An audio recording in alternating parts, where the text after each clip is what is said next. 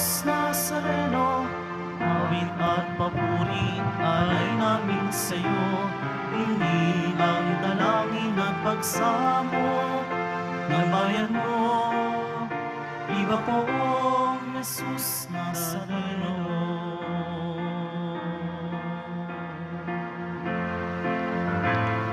Ako ang muling pagkabuhay, kasambari ka ng Panginoon. Ang sino mang manalig sa akin ay mabubuhay kailanman. Iba poong Jesus Nazareno, awit at papuri ay namin sa'yo. Tingin ang dalangin at pagsamo ng bayan mo. Viva poong Jesus Nazareno.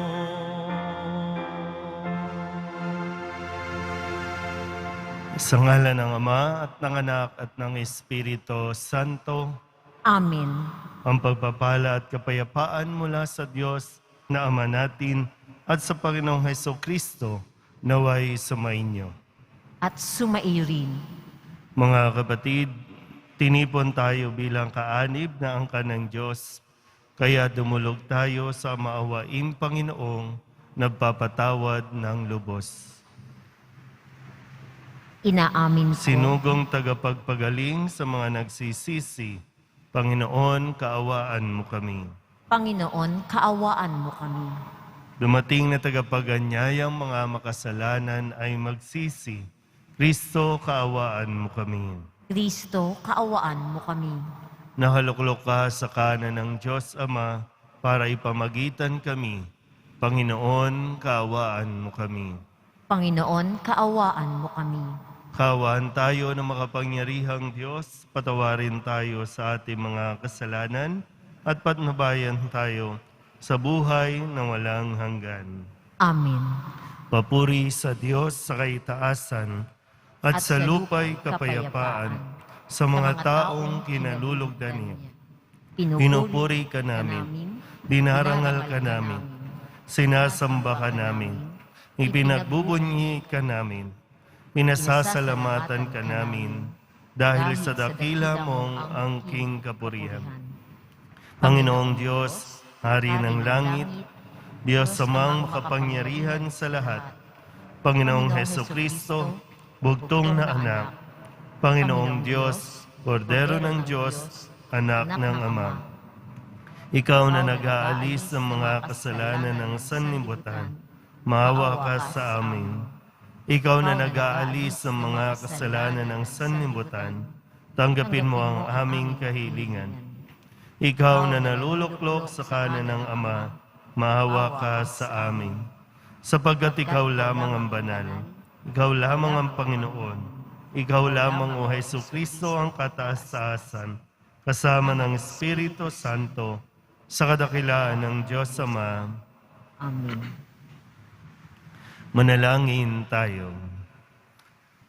Ama naming makapangyarihan, lagi mong dinaragdagan ang mga supling ng iyong sambayanan. Ipagkaloob mo ang tinanggap nila sa pananampalataya ay laging pakinabangan nila sa pagdiriwang ng banal na salo-salo sa pamamagitan ni Jesucristo kasama ng Espiritu Santo magpasawalang hanggan. Amen. Magsiupo muna po ang Pagbasa mula sa magagawa ng mga apostol. Noong araw ng Pentecostes, tumayo si Pedro at ang 11 apostol at nagsalita ng malakas, "Mga kababayan at mga naninirahan sa Jerusalem, pakinggan ninyong mabuti ang aking sasabihin. Mga Israelita, pakinggan ninyo ito. Si Jesus na taga Nazaret ay sinugo ng Diyos. Pinatutunayan ito ng mga himala, mga kababalaghan, at mga tandang ginawa ng Diyos sa pamamagitan niya. Alam ninyo ito sapagkat lahat ay naganap sa gitna ninyo. Ngunit ang taong ito na ibinigay sa inyo ayon sa pasya at pagkaalam ng Diyos sa mula't mula pa, ay ipinapako ninyo at ipinabatay sa mga makasalanan. Subalit siya'y muling binuhay ng Diyos at pinalaya sa kapangyarihan ng kamatayan. Hindi ito maaaring mamayani sa Kanya, gaya ng sinabi ni David. Nakita ko na laging nasa tabi ko ang Panginoon. Siya'y kasama ko, kaya't hindi ako matitigatig. Dahil dito, nagalak ang puso ko at umawit sa tuwa ang aking dila. At ang katawan ko'y nahihimlay na may pag-asa.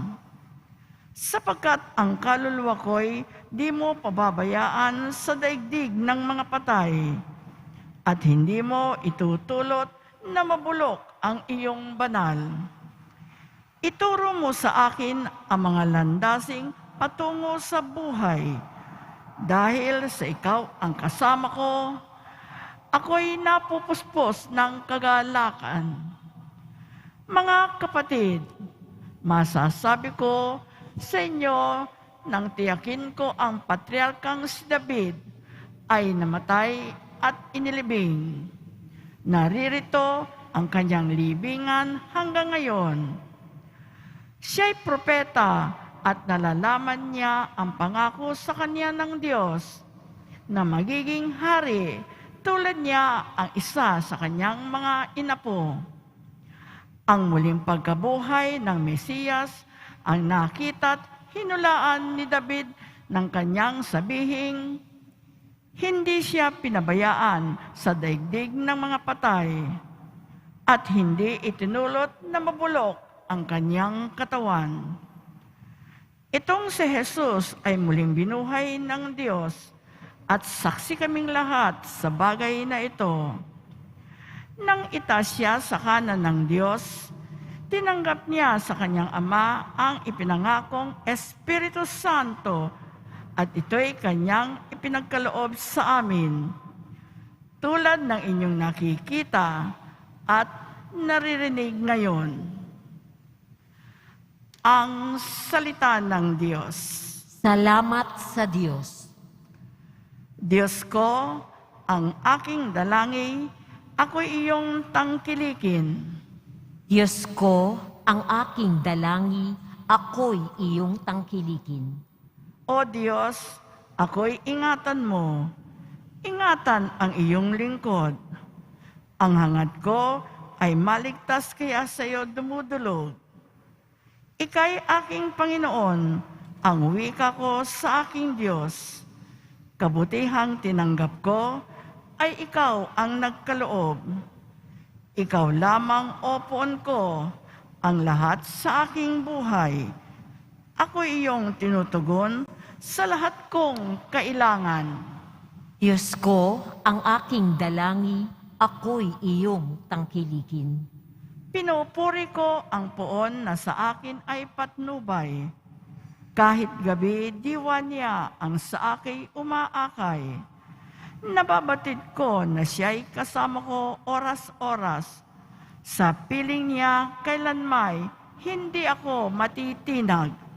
Diyos ko, ang aking dalangi, ako'y iyong tangkilikin. Kaya't ako'y nagdiriwang, ang diwa ko'y nagagalak. Ang lagi kong nadaramay, hindi ako matitinag. Pagkat di mo tutulutang, ang mahal mo ay malagak sa balon ng mga patay, upang doon ay maagnas. Diyos ko, ang aking dalangi, ako'y iyong tangkilikin. Ituturo mo ang landas na buhay ang hahantungan. Sa piling mo'y madarama ang lubos na kagalakan. Ang tulong mo'y nagdudulot ng ligayang walang hanggan. Diyos ko, ang aking dalangi, ako'y iyong tangkilikin. Magsitayo na po ang lahat.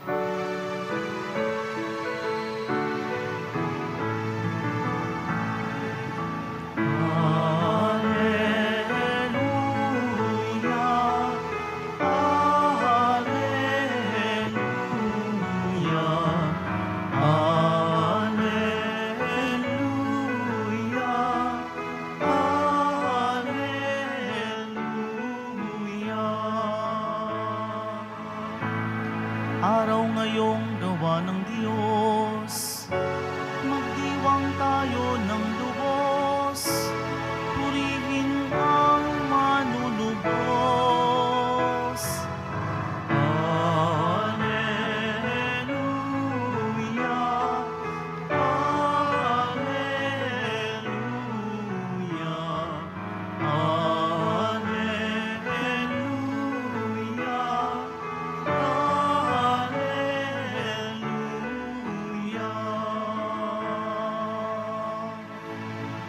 Sumainyo ang Panginoon. At sumaiyo rin. Ang mabuting balita ng Panginoon ayon kay San Mateo. Papuri sa iyo, Panginoon.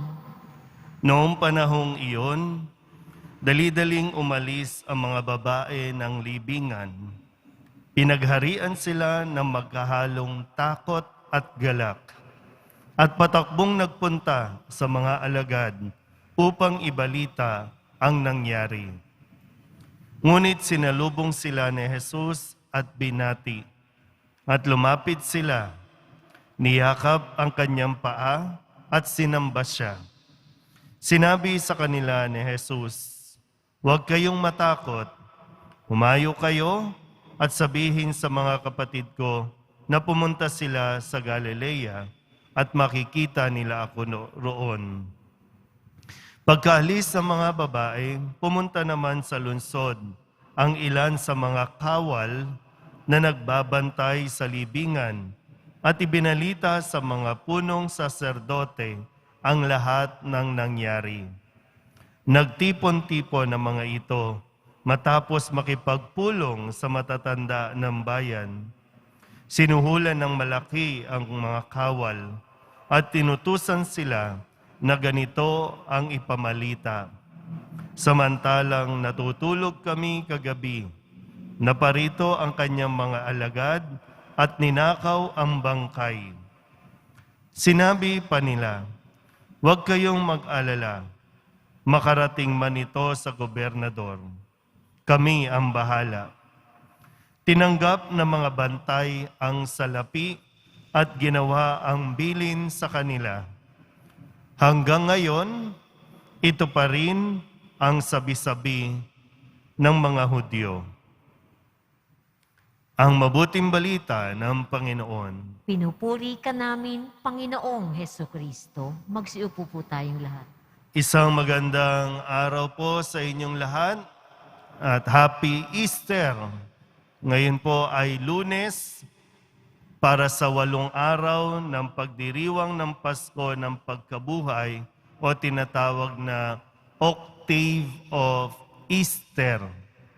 Kasi parang namnamin natin ng mabuti no, yung diwa ng Pasko ng Pagkabuhay. At ang isa dito ay ang katotohanan na totoong nabuhay na mag-uli si Kristo. Totoo ang lahat ng nasulat sa mga aklat ng mga propeta, mga ipinahayag noon pa. Totoong nabuhay ang poong Jesus Nazareno. Nagpakasakit, namatay, at muling nabuhay. At nawa po, ang diwang ito ay manatili sa ating mga buong pagkatao. No, hindi lang sa pagkatao, maging sa buong lakas, kaluluwa, isip natin, ito ang panghawakan natin. Ito ang pananampalataya natin. Ngayon, ang kwento sa ating ebanghelyo ay hindi naman natatapos lang dito. Meron pa rin, no, kumbaga, sa pagkabuhay ni Kristo, natalo niya ang kamatayan. Okay? Natalo niya ang kamatayan, natalo niya ang demonyo. Pero ang demonyo, no, si Satanas, ay hindi pa rin titigil. Kaya nabuhay na si Kristo, hindi pa rin siya titigil sa pagpapalaganap ng kasinungalingan. At tingnan niyo po, no, yung kwento natin sa Ebanghelyo, sa dulong bahagi. No, kumbaga may dalawang kwento. Yung pinahayag ng mga babae na yung naranasan nila mismo. At ito ay ipinahayag nila na buhay na si Kristo. At may misyon na ibinigay si Kristo sa kanila. Humayo kayo, sabihin ninyo sa mga kapatid ko, magkikita kami sa Galilea. Pero may isa pa rin kwento. Ang sabi, yung mga kawal, nag-report. Totoo lahat ng kanilang sinabi. Hindi nga lang napanindigan. Kasi yung katotohanan, natapatan ng presyo. Sabi, di ba, ng mga punong saserdote, yung mga lumaban, yung mga nagpapatay kay Kristo, yung mga nagbalak na mawala si Kristo, sila pa rin nag-usap-usap. At ang sabi, itong kwento ha, ito dapat ang sasabihin ninyo. Kagabi, samantalang natutulog kayo. Sabihin ninyo, ninakaw ang katawan ni Kristo, sabihin nyo. Babayaran namin kayo, ito yung halaga. Anong ginawa ng mga kawal? Tinanggap ang pera. Tinanggap ang bayad. Sila yung mga tagapagpalaganap ng fake news. Noon pa may fake news na. Noon pa mayroong nagpapabayad para lamang baliktarin ang kwento, para lamang magsinungaling. Diba ngayon din, no? Ang daming yumayaman sa pagsisinungaling. Alam niyo po ba na ang ilan sa mga kwento, kung ilang likes o ilang share ang makuha ng post mo na kasinungalingan, ganun din ang bayad sa iyo. So kung meron kang 100K na likes, share, meron kang 100K thousand. Hindi ko alam po kung ano ang napapala ng mga tao sa pagsisinungaling bukod sa kumikita. Pero nakakatulog ka ba sa kasinungalingan na ikinakalat mo? O kaya naman, nakakatulog ka ba sa kasinungalingan na ginawa mo?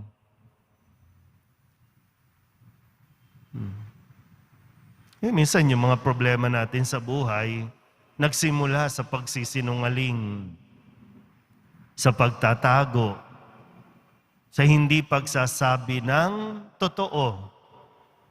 Yun nga lang pag sinabing, may problema ka ba? Wala. Pero mayroon. So nagsimula sa pagsisinungaling. Pero ngayon, maganda sana po, sa ating lahat na naririto ngayon, sa mga nanonood, sa mga misa, sa online, sana po talagang ang diwa ng Pasko ng pagkabuhay ay mabuting balita. Hangad nito, dulot nito, good news para sa ating lahat. Nagbibigay ito ng kaligayahan. Kaya ang panyaya sa atin, mamuhay tayo sa katotohanan. Mabuting balita nawa, kung talagang ikaw na nagsimba, nagpenitensya, na kung ano-anong ginawa natin itong mahal na araw, kung ikaw ay isa dyan, sana po panindigan natin ang pakinggan at isabuhay ang mabuting balita. Huwag nawa tayong matukso ng pera. Huwag nawang malagyan ng presyo ang mga lumalabas sa ating bibig. Matindi po ang laban ngayon. Hindi ko alam kung minsan Yung mga dahilan po ninyo, sayang naman kasi yung pera, kapit sa pera. Kaya kung sino yung may pera, kahit mali, kahit sinungaling, okay tayo doon. Pero nawa po, ang pahayag ni Kristo sa mga babae, huwag kayong matakot. Kakampi natin ang Diyos, kasama natin ang Diyos sa pagpapahayag, sa pagsasalita, at pamumuhay sa katotohanan. Amen. Magsitayo na po ang lahat.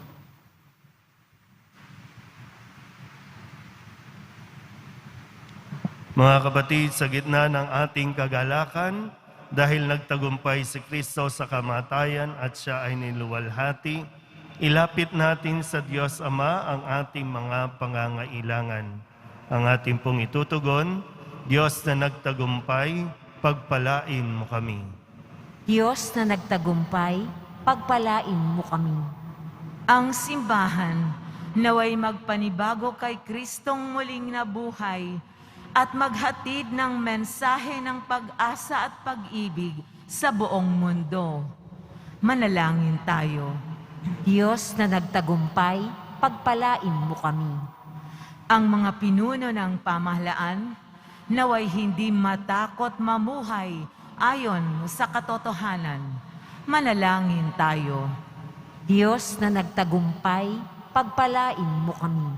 Ang kapayapaan ng Panginoong muling nabuhay, naway manahan sa ating mga puso at sa ating mga tahanan at lumaganap sa buong mundo.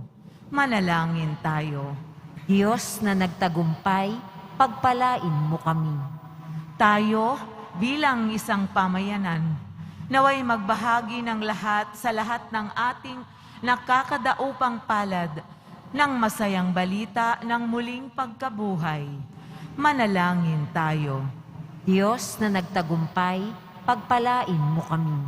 Ang mga mananampalatayang namayapa sa kanilang pagkamatay na kasama si Kristo, naway makabahagi sila sa kanyang kaluwalhatian. Manalangin tayo. Diyos na nagtagumpay, pagpalain mo kami. Idulog din natin sa Panginoon ang ating mga personal na kahilingan at mga panalangin para sa ating mga pamilya. Ganon din ang lahat ng mga misang pasasalamat, special na intensyon at mga kaluluwa na inihiling na ipagdasal sa misang ito.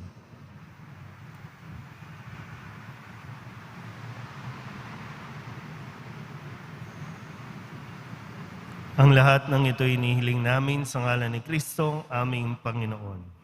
Diyos na nagtagumpay, pagpalain mo kami. Magsipo muna po ang lahat. Panginoon, narito ang alay sa iyo. Nagmula sa iyong bayan, magsayang nagsalo. Aming sanang mga alay, gawin mong totoo. Itong alak at tinapay, gawing dugo't katawan mo. Manalangin kayo mga kapatid upang paghahain natin ang kalugdan ng Diyos Amang makapangyarihan. Tanggapin nawa ng Panginoon itong paghahain sa iyong mga kamay, sa kapurihan niya at karangalan sa ating kapakinabangan at sa buong sambayanan niyang banal. Ama naming lumikha, tunghayan mo ang mga alay ng iyong sambayanan upang ang iyong binigyan ng bagong buhay sa pagsampalataya sa iyong ngalan at pagkadalisay noong sila'y binyagan ay makapakinabang sa ligayang walang katapusan sa pamamagitan ni Jesucristo kasama ng Espiritu Santo magpasawalang hanggan. Amen. Sumainyo ang Panginoon. At sumaiyo rin. Itaas sa Diyos ang inyong puso at diwa. Itinaas na namin sa Panginoon. Pasalamatan natin ang Panginoong ating Diyos. Marapat na siya ay pasalamatan. Ama naming makapangyarihan, tunay ngang marapat na ikaw ay aming pasalamatan, lalo ngayong ipinagdiriwang ang paghahain ng Mesiyas, ang maamong tupa na tumubos sa aming lahat. Ang iyong anak na minamahal ay naghain ng sarili niyang buhay. Siya ang tupang maamong umako sa kaparusahan upang mapatawad ang kasalanan ng sanlibutan. Sa pagkamatay niya sa banal na krus, ang kamatayan namin ay kanyang nilupig. Sa pagkabuhay niya bilang manunubos, pag-asa at pagkabuhay ay aming nakamit. Kaya kaysa ng mga anghel na nagsisiawit ng papuri sa iyo, nang walang humpay sa kalangitan, kami nagbubunyi sa iyong kadakilaan. Santo, Santo, Santo, Panginoong Diyos ng mga hukbo, napupuno ang langit at lupa ng kadakilaan mo, o sana sa kaitaasan. Pinagpapala ang naparirito sa ngalan ng Panginoon, o sana sa kaitaasan. Magsiluhod po ang lahat. Ama naming banal, ikaw ang bukal ng tanang kabanalan. Kaya't sa pamamagitan ng iyong Espiritu, gawin mong banal ang kaloob na ito upang para sa aming maging katawan at dugo ng aming Panginoong Hesukristo. Bago niya pinagtiis ang kusang loob na maging handog, inawakan niya ang tinapay, pinasalamatan kaniya, pinaghati-hati niya iyon, iniabot sa kanyang mga alagad at sinabing, tanggapin ninyong lahat ito at kanin, ito ang aking katawan na ihahandog para sa inyo.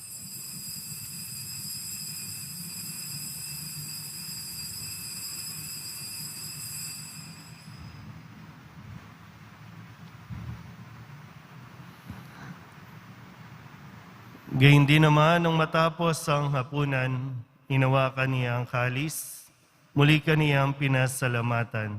Iniabot niya ang kalis sa kanyang mga alagad at sinabi, tanggapin ninyong lahat ito at inumin. Ito ang kalis ng aking dugo, ng bago at walang hanggang tipan. Ang aking dugo na ibubuhos para sa inyo at para sa lahat, sa ikapagpapatawad ng mga kasalanan. Gawin ninyo ito sa pag-alaala sa akin.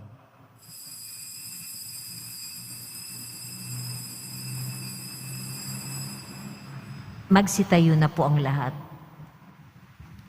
Ipagbunyi natin ang misteryo ng pananampalataya. Si Kristo'y namatay, si Kristo'y nabuhay, si Kristo'y babalik sa wakas ng panahon.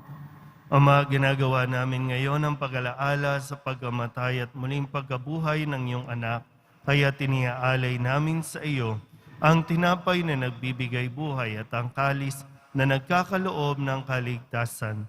Kami napapasalamat dahil kami iyong minarapat na tumayo sa harap mo para maglingkod sa iyo.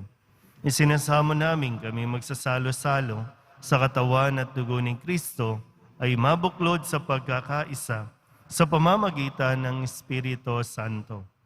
Ama, lingapin mo ang iyong simbahang laganap sa buong daigdig. Puspusin mo kami sa pag-ibig kaysa ni Francisco na aming Papa at ni Jose na aming Obispo at ng Tanang Kaparian.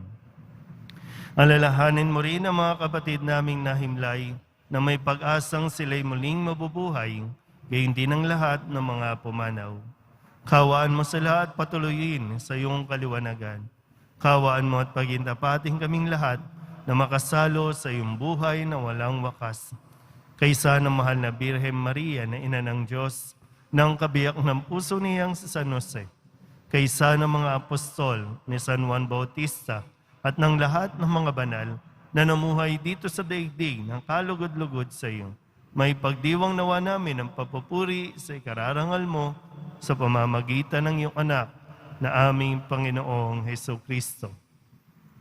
Sa pamamagitan ni Kristo, kasama niya at sa Kanya, ang lahat ng parangal at papuri ay sa iyo. Diyos amang makapangyarihan, kasama ng Espiritu Santo, magpasawalang hanggan. Amen, amen, amen. Amen, alleluia. Purihin ang Diyos po.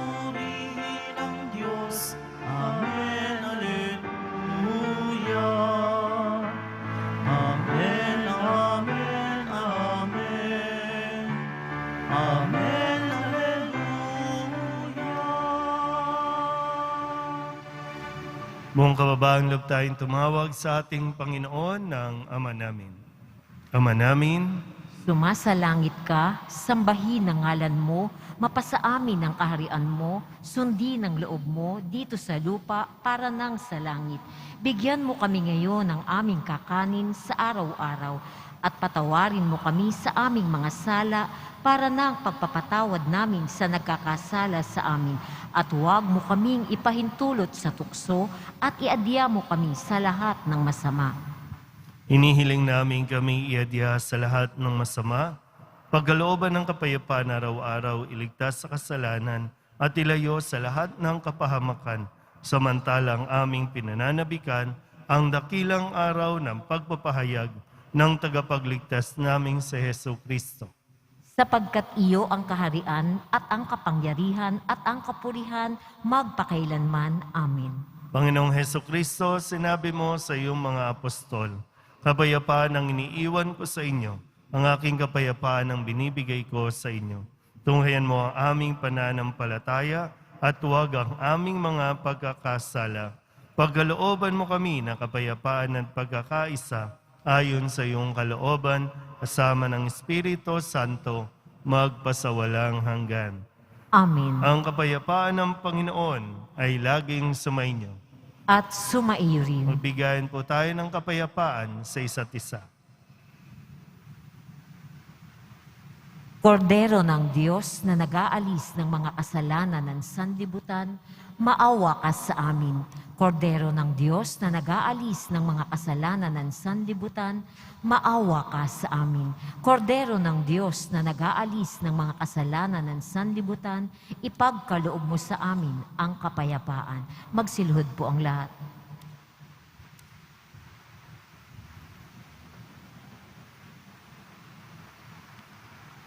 Ito ang kordero ng Diyos. Ito nag-aalis ng kasalanan ng sanlibutan. Mapalad ang mga inaanyayahan sa kanyang piging. Panginoon, hindi ako karapat-dapat na magpatuloy sa iyo, ngunit sa isang salita mo lamang ay gagaling na ako. Katawan ng Kristo, Amen.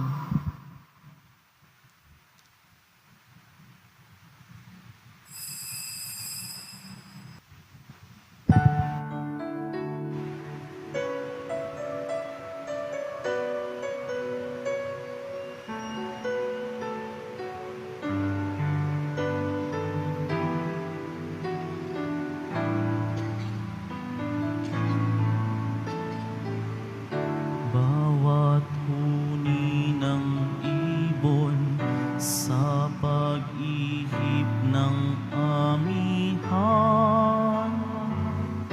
wangis mo'y aking natatanaw. Pagdampi ng umaga sa nanlamig kong kalamnan, init mo'y pangarap kong hagkan. Panginoon, ikaw ang kasibulan ng buhay, puso'y dalisay kailan paman. Ipahintulot mo ako'y mapahandusay sa sumasaibayong kaginhawaan.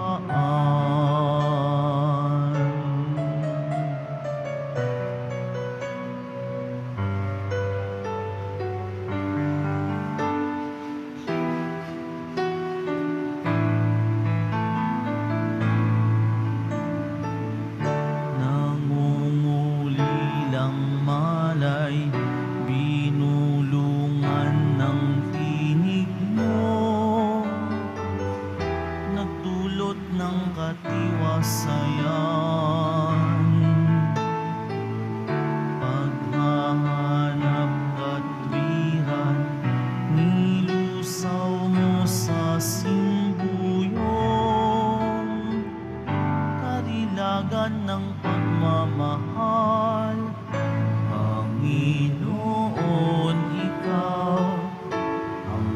simulan ng buhay pusong dalisay, kailan pa man ipahintulot mong ako'y mapahandusay sa sumasa ibayong kaginhawaan.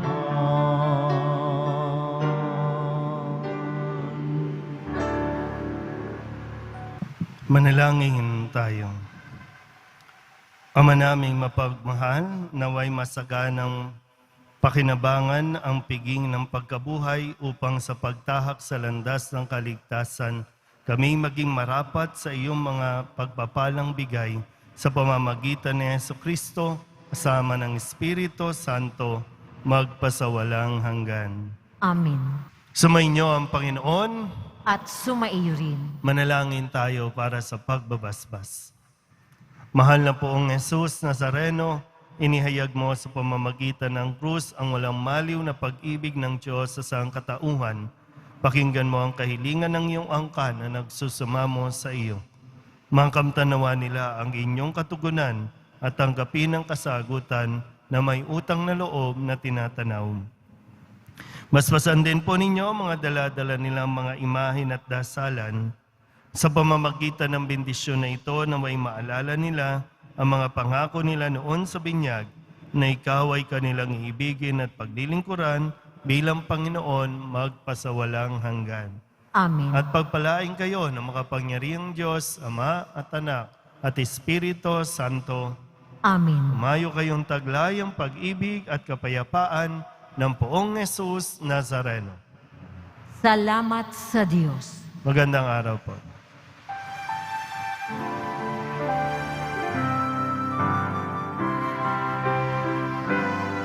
Sa Padre Jesus Nazareno, sinasamba ka namin, pinipinto ka namin, aral mo ang aming buhay at kaligtasan. Sa Padre Jesus Nazareno, iligtas mo kami sa kasalanan. Ang pusong pinamatayan ay sagisag ng aming kaligtasan. Nuestro Padre Jesus Nazareno, inarangal ka namin.